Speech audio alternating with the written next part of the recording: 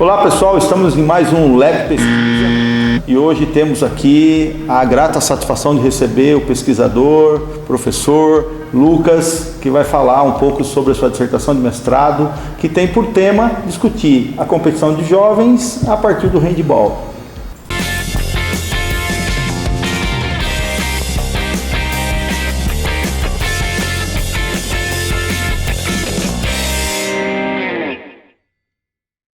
Lucas, aqui no nossa playlist LEP Pesquisa, o objetivo é exatamente mostrar como que uma pesquisa é construída. Então nós vamos conversar basicamente sobre 5 passos importantes que conseguem ajudar tanto aqueles jovens que estão vendo o vídeo e querendo aprender sobre pesquisa, como pensar e estruturar desde o seu TCC, da sua iniciação científica, a quem pensa em mestrado e doutorado. Por isso, essa lógica da gente construir nossa conversa aqui em cima de 5 pontos. O primeiro deles, explica para o pessoal qual foi o seu problema de pesquisa. Tá, o meu problema de pesquisa, ele se concentra no handball praticado por jovens no estado de São Paulo. A intenção do meu mestrado foi analisar como que o ambiente competitivo é organizado pensando crianças ali entre 11 e 14 anos de idade, por isso crianças e jovens, partindo de uma compreensão anterior de que existe a preocupação em promover adaptações para esses cenários. Olha. Então, partindo dessa ideia de que existem as adaptações, identificar essas adaptações e verificar suas aplicações. Então, veja, você tem um problema. Agora, você quer resolver esse problema. Para resolver esse problema na ciência, a gente precisa pensar em metodologia de pesquisa. Ou seja, a gente precisa pensar num design metodológico, um delineamento metodológico que permita com que você consiga encontrar evidências que respondam a esse seu problema de pesquisa, certo? Certo. Quais foram aí como foi que você construiu e pensou esse delineamento metodológico? Como ele parte de uma análise, né, o mestrado partir de uma análise do ambiente promovido, né, pelas competições, um ponto inicial para que a gente pudesse trazer dados, informações para a pesquisa, foi buscar documentos, né, os regulamentos dessas competições, para que a partir de uma análise documental eu pudesse apresentar de maneira científica para a comunidade acadêmica quais são as principais modificações que são propostas nessas competições para crianças entre 11 anos e jovens até 14 anos de idade. Ou seja, para que as pessoas possam entender, quando você fala em análise documental, você está falando não em trazer o documento, mas sim em estudar e debruçar e entender a lógica desse documento, certo? Exato. A análise documental ela tem como principal foco, pensando, por exemplo, que a Bardan traz para a gente, né? A busca de organizar as informações contidas em vários documentos de maneira a facilitar o acesso a essas informações. Então, num primeiro momento, o que eu fiz no meu mestrado foi pegar documentos que estavam disponíveis, isso é um ponto importante, por uma questão ética. Nenhum documento que não esteja disponível eu posso utilizar sem autorização, né, de documentos internos. Então, o que eu fiz foi buscar os regulamentos que estavam presentes nas competições, em sites, principalmente em portais das entidades, federações e ligas. Analisando esses documentos, o que eu fiz foi encontrar aspectos semelhantes, aspectos diferentes entre esses documentos e fazer uma espécie de um mapeamento de como que o Estado de São Paulo, por meio das suas várias instituições, pensam as adaptações competitivas para crianças e jovens na faixa etária estudada. Ou seja, mas aí há um problema porque esse documento está disponível, mas como que você consegue validar que realmente esse é o documento que rege a competição? Aliás, esse é um ponto interessante, Alcides, porque ao coletar esses documentos, fazer o download dos documentos, eu busquei verificar se eles estavam corretos. Então o que eu fiz, eu já tinha um grupo de professores e treinadores que também participaram da entrevista da pesquisa no segundo momento, que eu aproveitei a presença deles e falei, olha, esse regulamento representa a competição que você joga? E um dos regulamentos que eu coletei não era o regulamento vigente, porque houve uma adaptação no meio da competição, e aí eu recebi de segunda mão.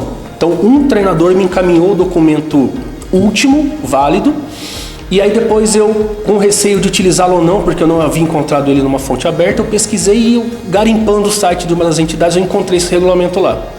E aí eu fiz o mesmo processo, eu retornei para esses professores que participavam e eles falaram, não, esse é o regulamento correto. Então a validação, a gente chama de validação por experts, né? E quem fala bastante quem se preocupa muito com isso na literatura é o Flick, né? Um autor que fala muito sobre essa questão de validade, trazer confiabilidade para a pesquisa. Passou por um crivo por experts, por pessoas que participam daquele ambiente e podem me dizer que aquilo realmente é verdadeiro.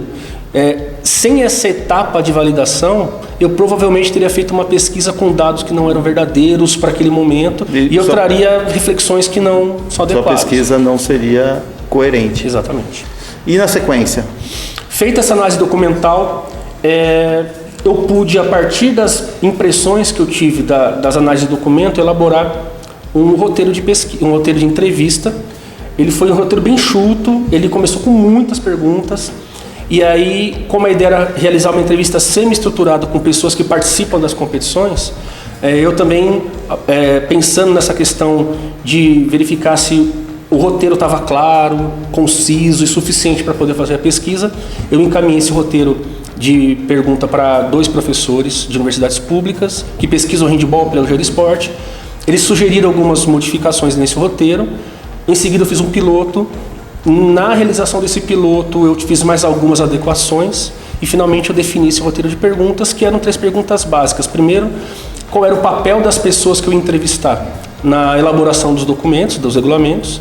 A outra era qual a importância das adaptações contidas nesses regulamentos. E a terceira pergunta era como é que eles percebiam a aplicação desses regulamentos nas competições. Ou seja, você tinha uma quantidade grande de perguntas que foram validadas por expert, que permitiram você enxugar esse teu roteiro e principalmente ter o respaldo de pesquisadores mais experientes para justificar, para que o tempo que você iria gastar para coletar esse dado conseguisse realmente trazer uma informação importante para o desenvolvimento do trabalho. Isso, quando a gente pensa em metodologia, e ali é um dos grandes momentos, um dos mais importantes para uma pesquisa empírica, né, que você vai a campo, a metodologia tem que estar muito bem amarradinha, Alcides.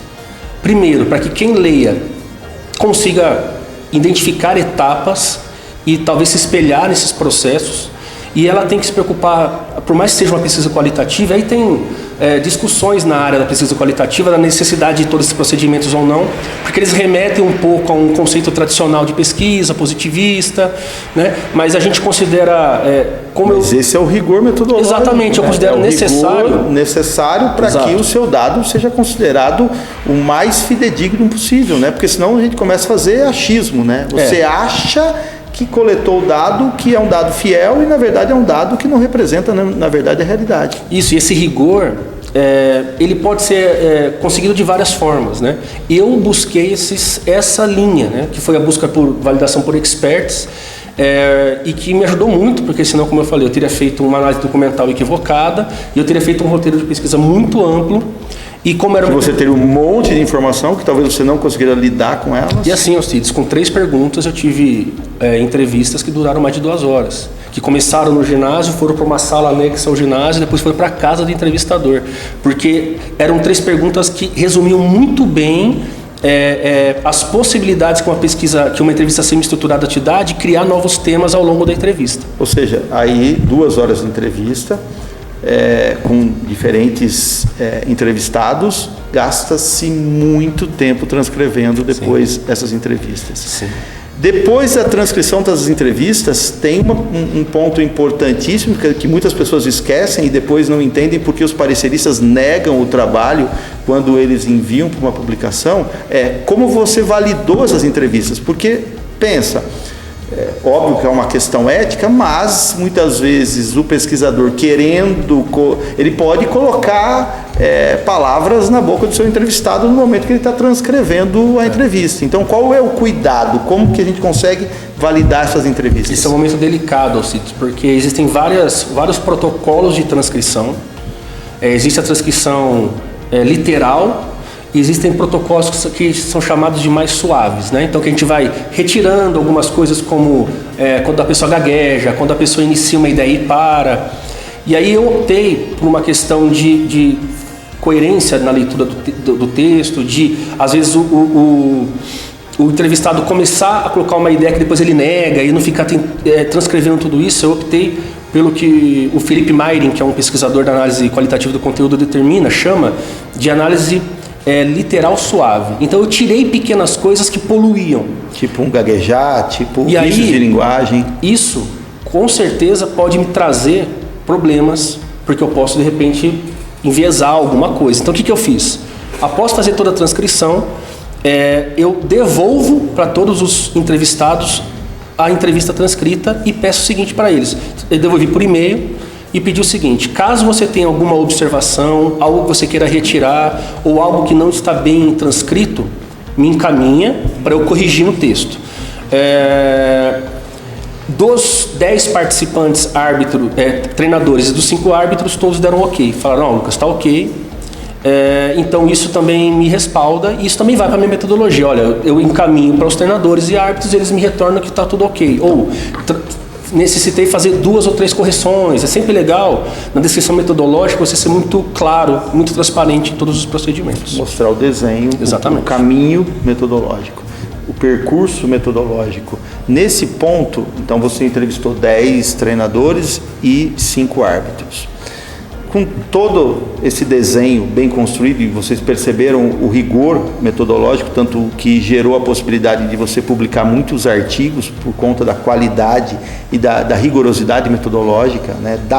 Gasta-se um tempo, né? Tanto para pensá-la quanto para desenvolver. Sim. Mas dá uma segurança e uma facilidade maior na aprovação dos artigos. Nesse sentido, quais foram aí as suas principais evidências? O que você mais achou? Primeiro, justificando por que entrevistar árbitros e treinadores, é porque aí eu teria 2 fontes de informação sobre o mesmo fenômeno. Sim. E também teria uma terceira fonte de informação que eram os documentos. Então eu criei um processo que é chamado de triangulação. A triangulação ainda dentro de um aspecto metodológico, ela me ajuda a validar e dar confiabilidade no que eu fiz. A partir das entrevistas com treinadores e árbitros, o que eu percebi? Primeiro, ela me facilitou mais uma etapa metodológica que eu tinha planejado na minha pesquisa, que seria ir a campo e fazer a observação dos jogos. Por que ela permitiu que eu retirasse isso? As entrevistas foram tão claras e foram se confirmando tanto, e as fontes diferentes, o árbitro, né, e o treinador, as opiniões foram concordando e se complementando, que eu tive tranquilidade de dizer o que eles estão dizendo realmente acontece. Então 2 fontes antagônicas é importante por causa disso. E aí quais foram os achados que eu percebi? Eles vieram alinhados com essas 3 perguntas, né? O primeiro dos achados que ficou muito claro era que árbitros e treinadores têm papéis diferentes na elaboração do regulamento. Enquanto que os treinadores eles têm um papel ativo, então eles vão nas reuniões, eles propõem as mudanças, os árbitros eles não participam desse ambiente. Os árbitros reclamavam muito disso. Eles diziam, os treinadores vão lá, inventam uma série de demandas que sobrecarregam a nossa ação, e aí acaba dificultando a minha ação, minha atuação, porque eu paro de fazer simplesmente a observação das regras formais e também que tem que analisar um monte de pequenas mudanças regulamentares. E aí os árbitros eles solicitaram, seria interessante eu participar, para que nós também dessemos o nosso olhar, né, e as dificuldades que nós temos para conduzir o jogo dentro dessas perspectivas. Um segundo achado que foi bem relevante, interessante, quando eu penso no meu terceiro achado, que eu já vou dizer, fala sobre quais são as perspectivas pedagógicas das mudanças. Então os treinadores e os próprios árbitros eles deixam muito claro que as mudanças feitas nos regulamentos de base do handebol do estado de São Paulo, elas caminham no sentido de respeitar o momento de aprendizagem da criança e do jovem. Então eles identificam vários aspectos como a dificuldade do jogo coletivo, as dificuldades técnicas, táticas que a criança tem. Então a ideia é simplificar as relações dentro do jogo. Para isso, eles estimulam o uso da marcação individual como um dos principais referenciais de adaptação, na perspectiva de que a marcação individual vai simplificar as relações ofensivas e defensivas.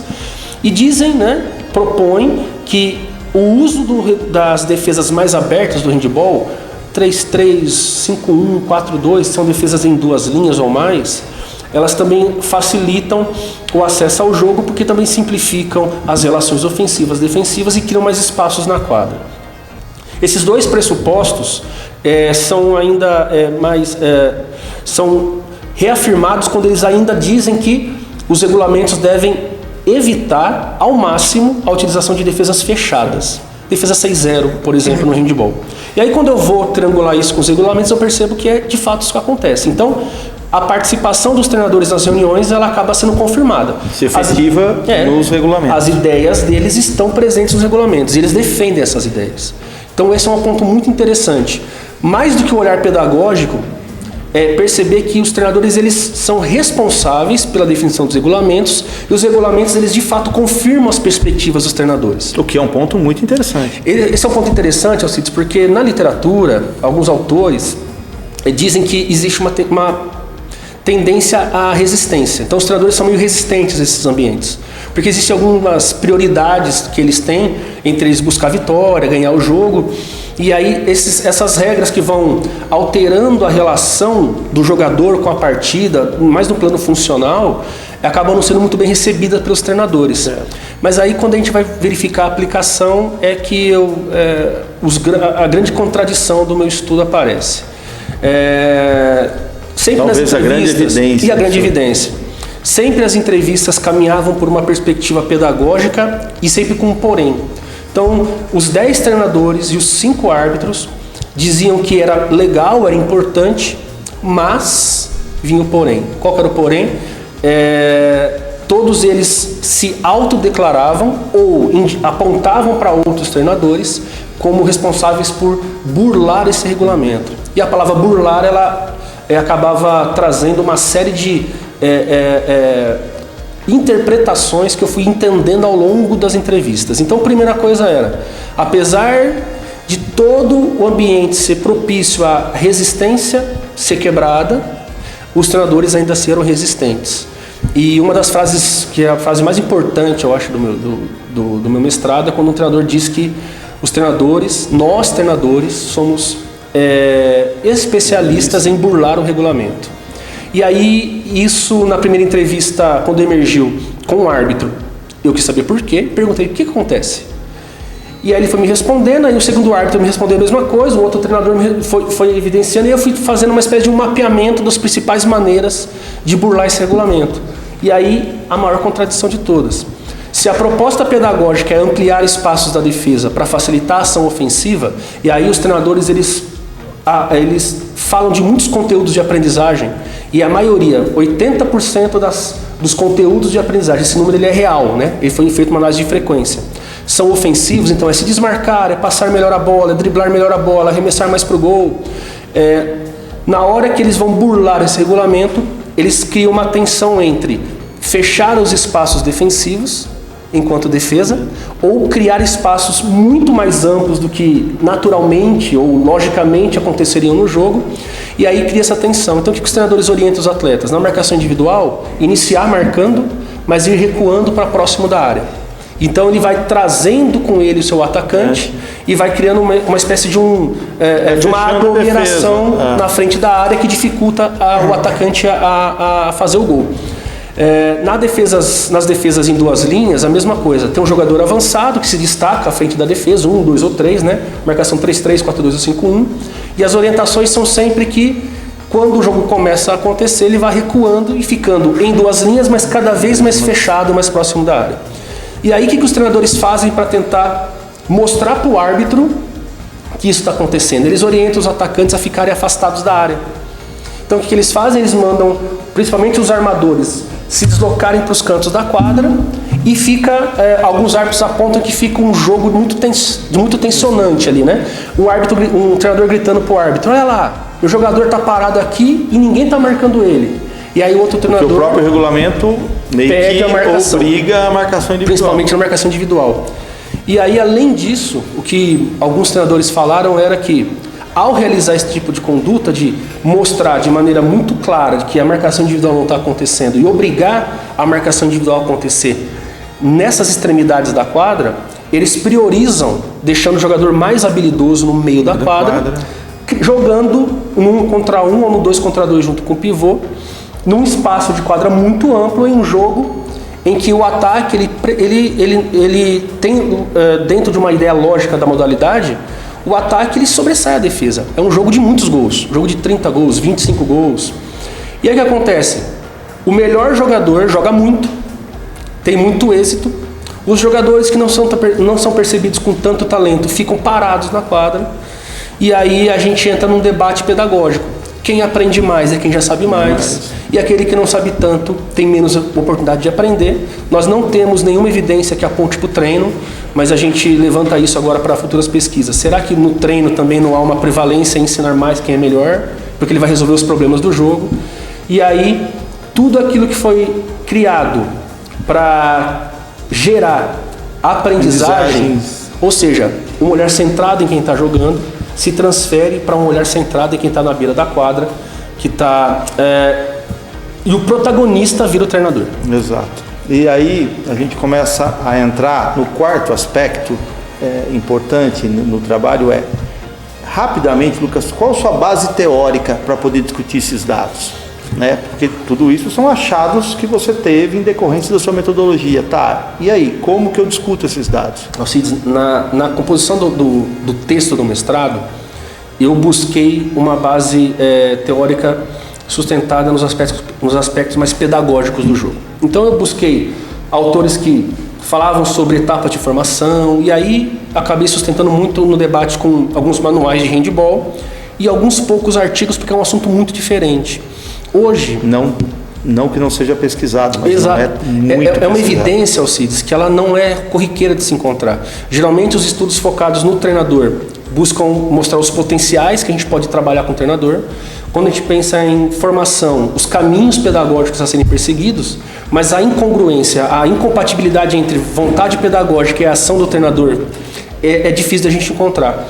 Hoje, e aí uma coisa interessante para quem estiver fazendo um mestrado, um TCC, um doutorado, a gente depois vai olhando para os dados com mais carinho e vai encontrando mais elementos. Então hoje, na construção dos artigos, eu acabei buscando duas áreas de análise. Uma mais dentro da sociologia, que vai debater, às vezes até dentro, que também se amarra um pouco com a filosofia, com a discussão de ética e moral. Né?